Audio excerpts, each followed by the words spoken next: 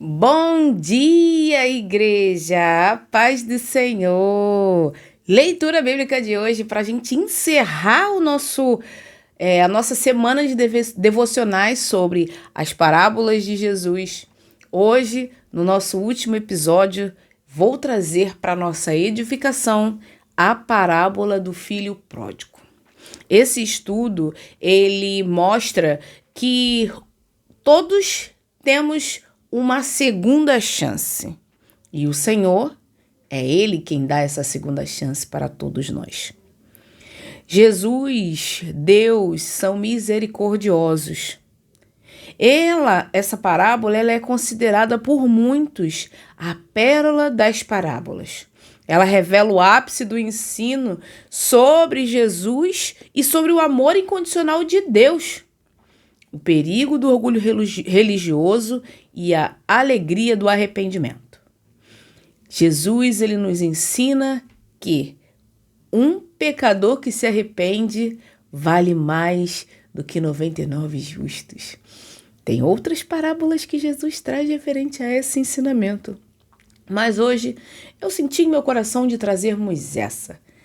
Repito novamente, caso vocês queiram outras parábolas, deixe aí nos comentários que eu trago outras parábolas para a nossa edificação. Nosso texto base se encontra em Lucas, capítulo 15, nós vamos estudar do versículo 11 até o 32. É um estudo um pouco longo, então prepare sua Bíblia, prepare sua água, prepare seu café e vamos embarcar nessa parábola que é para mim, na minha concepção, é uma das formas mais honrosas de recebermos amor do Senhor. Vamos ao que interessa. Vamos começar com os versículos 11 e 12 do Evangelho de Lucas, capítulo 15. Jesus continuou: Um homem tinha 2 filhos. O mais novo disse ao seu pai: Pai, quero a minha parte da herança. Assim, ele repartiu os seus bens entre eles. Na cultura do Antigo Oriente Médio, pedir a herança com o pai ainda vivo era equivalente a dizer: Pai, eu gostaria que você estivesse morto. Pela lei judaica, descrita lá em Deuteronômios 21:17. O filho mais novo tinha direito a 1/3 dos bens. O pai, em um ato chocante de amor e respeito ao livre-arbítrio, concede o pedido sem discutir. Vamos lá para Deuteronômios 21:17, para a gente enriquecer o nosso estudo? Terá que reconhecer os direitos dos filhos mais velhos, dando-lhe a porção dupla de tudo que possuir. Aquele filho é o primeiro sinal da sua força. O direito da primogenitura pertence a ele. Esse versículo, ele fala sobre a lei da primogenitura em Israel. O filho mais velho tinha o direito a uma herança maior, porção dupla, posição de honra na família, responsabilidade sobre a casa após o pai.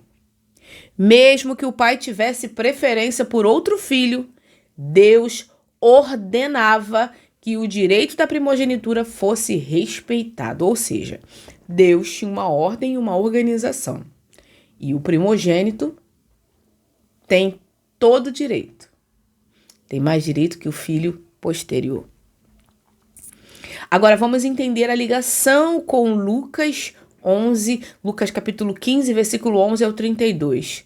Para entendermos melhor o conceito do versículo 15, do capítulo 21, versículo 17 de Deuteronômio, com o versículo 11 e 12 de Lucas capítulo 15.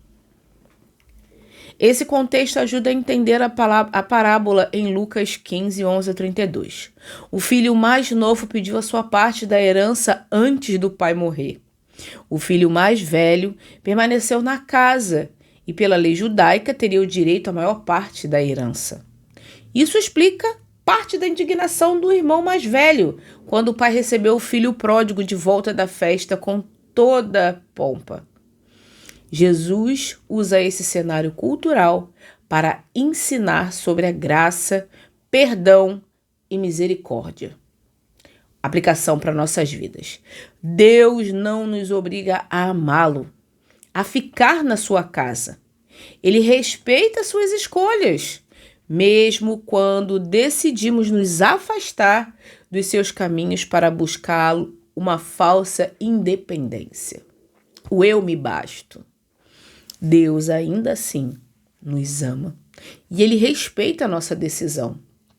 Ele não quer que você ou qualquer outra pessoa estejam presos a Ele, mas que a gente vá a Ele por amor. Por amor e pela sua misericórdia, por querermos estar com Ele, com Cristo Jesus. Jesus não nos impõe absolutamente nada. Ele não quer que a gente fique presos nele, mas Ele quer que fiquemos livres, libertos em amor, por amor, porque queremos. Lucas 15, versículo 13. Não muito tempo depois, o filho mais novo reuniu tudo que tinha e partiu para uma região distante.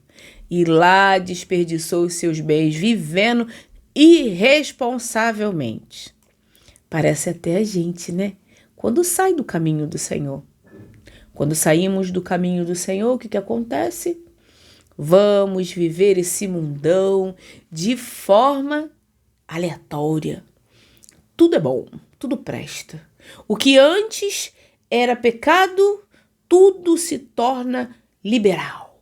Tudo é bom, tudo é perfeito.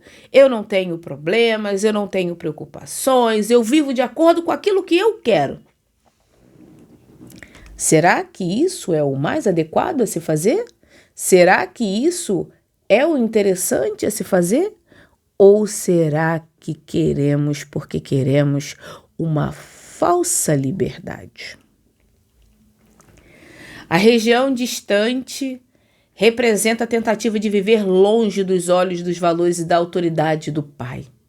O termo grego para viver irresponsavelmente, azostos, denota uma vida devassa, sem rumo e sem salvaguardas morais, sem ter uma direção e um direcionamento, somente vivendo um dia após o outro de qualquer jeito, de formas aleatórias e sem uma regra.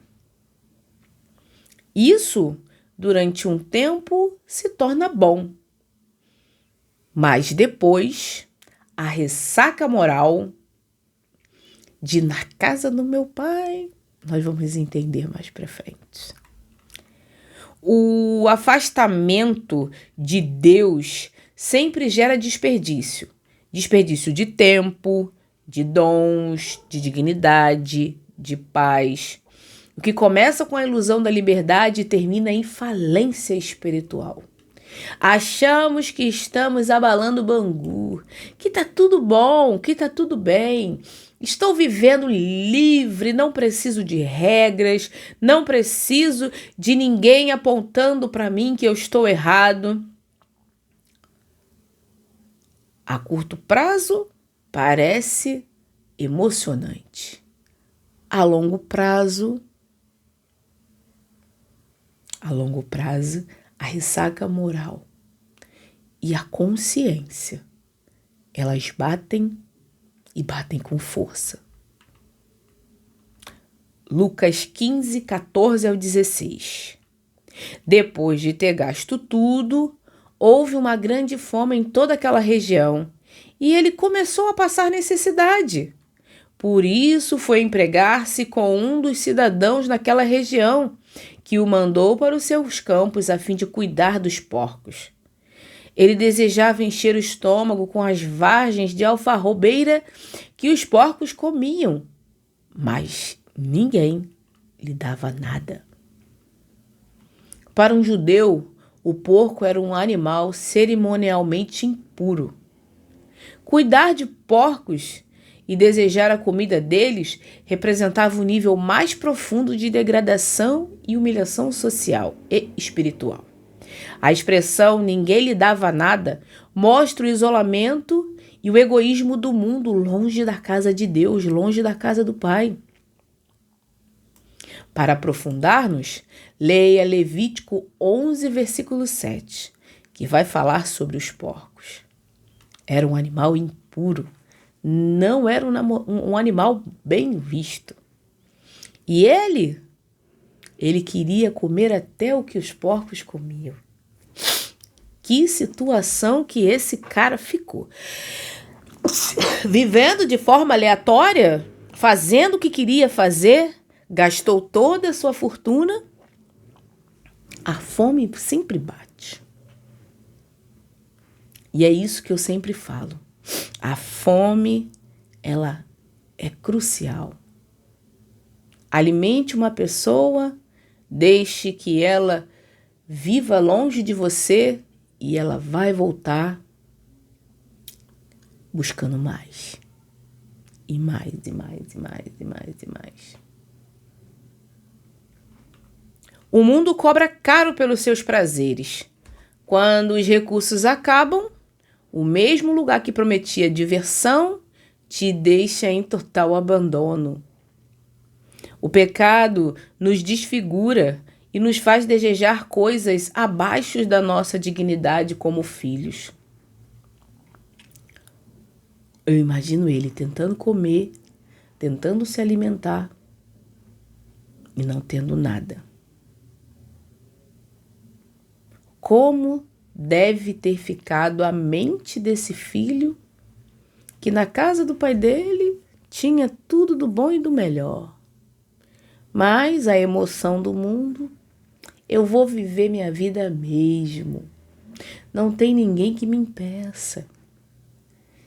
Se rodeia de amizades que só te afundam. Estão do seu lado só para consumir aquilo que você tem de bom para dar.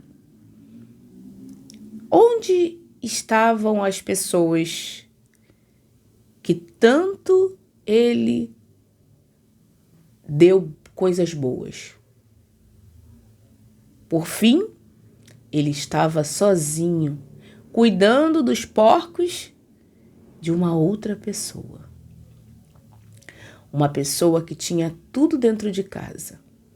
Um pai, uma família, empregados, tinha tudo. Mas preferiu viver o mundo longe do pai. Será que essa história se assemelha com a nossa história? Se assemelha com a nossa vida?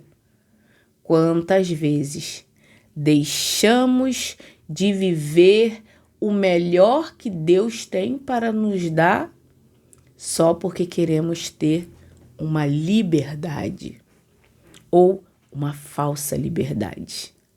Uma liberdade que o mundo oferece, mas que cobra caro. Cobra a sua alma, a sua salvação. Será que esse pecado que você tanto comete, que você tanto insiste em vivê-lo, será que ele é mais importante do que a paz de estar com o Pai? Pense e observe. É difícil tomar decisões, mas a decisão é sua. Capítulo 15 do Evangelho de Lucas, versículo 17 ao 19. Caindo em si, ele disse: quantos empregados de meu pai têm comida de sobra, e eu aqui morrendo de fome. Vou me levantar e voltar para o meu pai, e dizer-lhe: Pai, pequei contra o céu e contra ti. Não sou mais digno de ser chamado teu filho. Trata-me como um dos teus empregados. Caindo em si é o despertar da consciência, o início do verdadeiro arrependimento. Ele reconhece que o pecado vertical contra o céu e horizontal contra ti Ele elabora um discurso de submissão, reconhecendo que perdeu os direitos de filho e aceitando a posição de um trabalhador assalariado. Ele reconheceu o seu pecado. Assim é com você e é comigo hoje, meu irmão. Reconheça seu pecado. Chegue e diga para Deus, para o seu Pai: pequei contra ti, mas eu quero me redimir com o Senhor. Me dê um lugar na tua casa, nem que seja para conviver com os empregados, mas me dê um lugar na sua casa.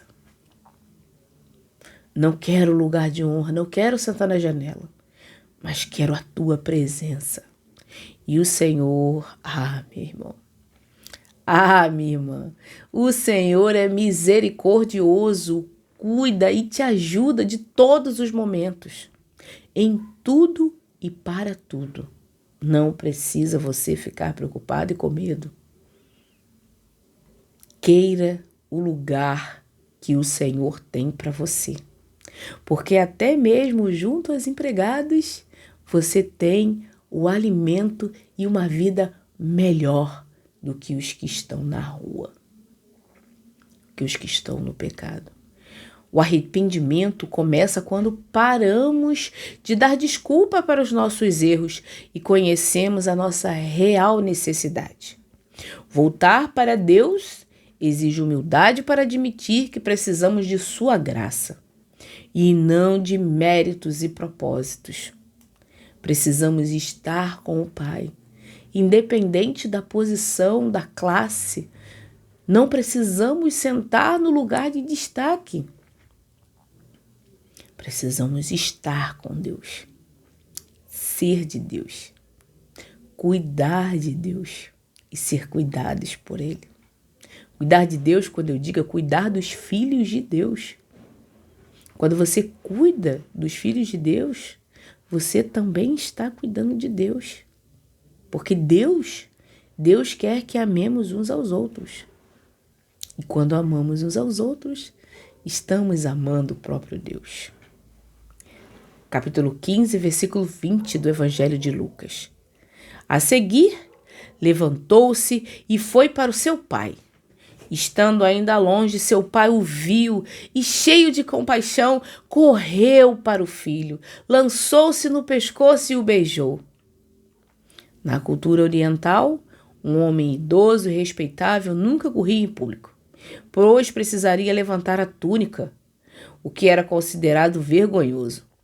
O pai corre para proteger o filho da humilhação da comunidade que poderia rejeitá-lo pelo ritual do casazá, por gastar os bens com os gentios. O beijo é um sinal cultural de reconciliação e restauração plena. Deus não fica esperando você chegar para demonstrar amor.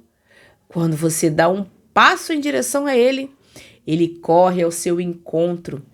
A graça divina assume a nossa vergonha para nos devolver a dignidade que só o Pai tem para nos dar. A dignidade que só o nosso Pai tem para nos dar. Deus. Quando você entrega a sua vida para Ele, Ele te tira da prostituição, Ele te tira das drogas, Ele te tira do seu pecado da pornografia, Ele te tira do seu pecado de cobiçar a mulher alheia, de cobiçar o homem alheio. Ele te tira de todo e qualquer pecado. Não tenha medo de voltar para Jesus, de voltar para Deus, de se aprofundar no amor de Deus. Deus está pronto para te pegar pelos braços, abraçar você por completo e dizer: que bom, meu filho, que você voltou. Eu te amo, meu filho. Não sai mais de perto de mim. Eu quero cuidar de você. O Senhor é um Pai amoroso e que cuida dos seus filhos. Eu posso dizer por mim, sou muito bem cuidada por Deus. Lucas capítulo 15, 21 ao 24. O filho lhe disse: Pai, pequei contra o céu e contra ti. Ou seja, o filho ele pecou contra o céu quando ele pediu os seus bens ao pai. E pecou contra o pai quando pegou os bens e foi embora de casa. Não sou mais digno de ser chamado teu filho. Mas o pai disse aos servos: Depressa, tragam a melhor roupa e vistam-no. Coloquem um anel em seu dedo e calçados em seus pés. Tragam um novilho gordo, matem-no. Vamos fazer uma festa e comemorar, pois este meu filho estava morto e voltou à vida. Estava perdido e foi achado. E começaram a festejar. O pai interrompe o discurso do filho antes que ele peça para ser empregado. Os presentes têm um alto valor simbólico. A melhor roupa, honra e aceitação. O anel, autoridade, herança e a herança restabelecida. Os calçados, sinal de que o filho livre, pois escravos andavam descalços. E o novilho gordo, comemoração comunitária. Comemoração, porque quando você se arrepende dos seus pecados e entrega a sua vida para Cristo Jesus, ou você volta de um momento sombrio que você saiu da presença dele já batizado, ou quando você decide se batizar para o Senhor. Um pecador que se arrepende vale mais do que 99 justos para o reino. O Senhor te diz no dia de hoje, meu irmão e minha irmã, Ele fala com você. Eu não me importo por onde você passou. Eu não me importo o que você fez da sua vida. Eu não me importo qual é o lugar que você quer na minha casa. Eu, o seu Deus, tenho um lugar de honra e de mérito para você. Então não se afaste nunca mais do que eu quero para a sua vida. Eu quero o que é melhor. Deus te fala que a vontade dele, a minha vontade, é boa, perfeita e agradável. Se agarre na vontade do Senhor, meu irmão e minha irmã. Não deixe que nada nem ninguém distraia o seu propósito de permanecer na vontade do Senhor. Quando Deus perdoa, Ele não nos trata como cidadãos de segunda classe. A restauração dele ela é completa e é imediata. No reino de Deus, o arrependimento de um pecador é motivo de festa coletiva. Quando você decide se batizar, há uma grande festa no céu.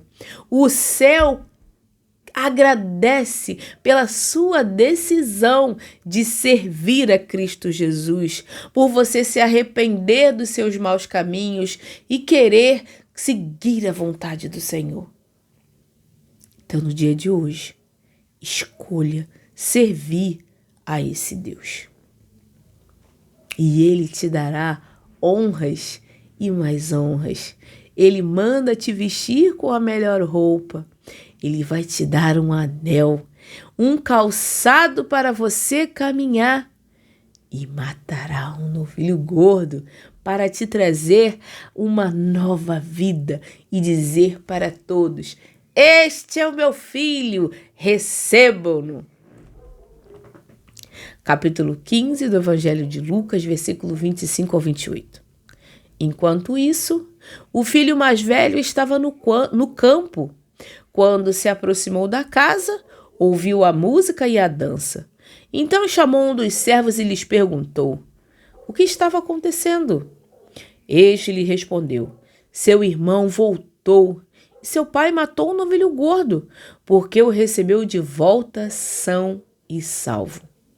O filho mais velho encheu-se de ira, recusou-se a entrar Então seu pai saiu e implorou-lhe que entrasse. O filho mais velho estava no campo trabalhando, cumprindo os seus deveres. Sua recusa em entrar na festa é um insulto público ao pai. Note que o pai repete o gesto de amor, assim como saiu para receber o mais novo, ele agora sai para implorar ao mais velho. É possível estar dentro da casa do pai, na igreja servindo, trabalhando e ter o coração completamente distante do amor de Deus. O ressentimento e a falta de perdão nos isolam da festa da graça. Devemos colocar o nosso coração limpos para fazer a vontade do nosso Mestre. Se um se arrependeu, receba-o com amor, ternura, assim como todos os outros. Não endureça o seu coração, para quando uma pessoa que se arrependeu chegar até você, solicitando o seu perdão e a sua desculpa, você está disposto e disponível a perdoá-lo e a amá-lo. Lucas 15, 29 ao 30. Mas ele respondeu ao seu pai: Olha, todos esses anos tenho trabalhado como um escravo para ti e nunca o desobedeci em tuas ordens. Mas tu nunca me deste nem um cabrito para eu festejar com meus amigos. Mas quando volta esse teu filho, que esbanjou teus bens com prostitutas, mata novilho gordo para ele. O mais velho revela sua mentalidade. Ele não via o pai como um pai, mas como um patrão, trabalhando como um escravo. Ele se autoglorifica. Nunca desobedeci. E desonra o irmão chamando esse teu filho em vez de meu irmão. Ele acusa o pai da injustiça. O legalismo religioso transforma o relacionamento com Deus em uma mesa de negócios baseada em mérito. Quem se acha perfeito demais não consegue celebrar a salvação dos perdidos. Desenvolve inveja da misericórdia alheia, sendo que devemos agradecer porque o pecador se arrependeu, porque ele entregou de fato suas mazelas e suas preocupações para o Senhor. Lucas 15, 31 e 32. Disse o pai: Meu filho, você está sempre comigo, e tudo que eu tenho é seu. Mas nós tínhamos que comemorar e alegrar-nos, porque este seu irmão estava morto e voltou à vida. Estava perdido e foi achado. O pai responde com extrema ternura, chamando de teknon, uma expressão carinhosa de afeto. Ele reconstrói a ponte familiar ao lembrar: este seu irmão. A parábola termina sem dizer se o filho mais velho entrou ou não, deixando um final aberto para os ouvintes de Jesus e os fariseus decidirem sua própria resposta. Tudo o que Deus tem já está disponível para aqueles que permanecem nele. Não precisamos competir pelo amor do Pai. A alegria pela restauração do próprio é o termômetro que se mede se compreendermos o coração de Deus. Ou seja, não devemos nos preocupar, mas sim nos alegrar quando um pecador se arrepende e entrega a sua vida a Deus e volta para os caminhos de Deus. E quando fazemos isso, nós agradamos o nosso Pai e ajudamos esse irmão que estava perdido, que estava abandonado, que estava sem rumo, a ser achado e a ter uma nova vida.